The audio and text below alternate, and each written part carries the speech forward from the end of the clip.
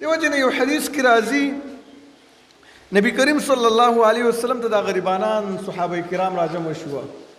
د الله نبی صلی الله علیه وسلم ته وی د الله رسوله ویل دی خلکو خو ګټه وکړلې مالدار کم خلک دی ویل دنیا مو ګټله دیني مو ګټلو اجرونه یو ګټلو نبی صلی الله علیه وسلم ورته فرمایل ولې څه چلو شولو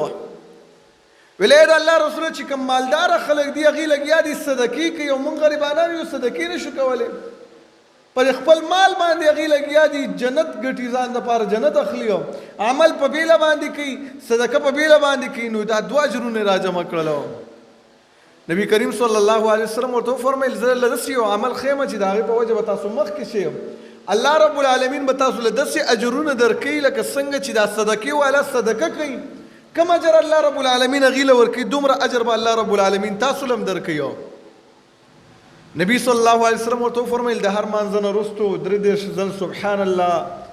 درې دېرش ځل الحمدلله څلور دېرش ځل الله اکبر یا بعض روایت کې درې دېرش ځل الله اکبر او یو ځل دا لا اله الا الله وحده لا شریک له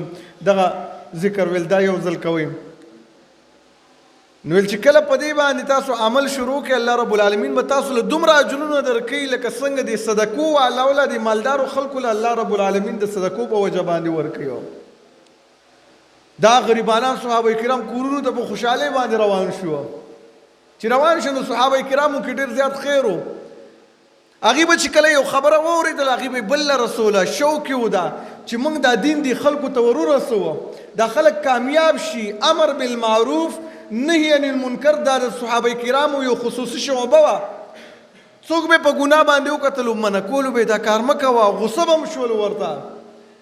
او چې څوک به په ګناه باندې وکتل نیکۍ طرف ته به یې رابلل چې راځئ دا کار وکړئ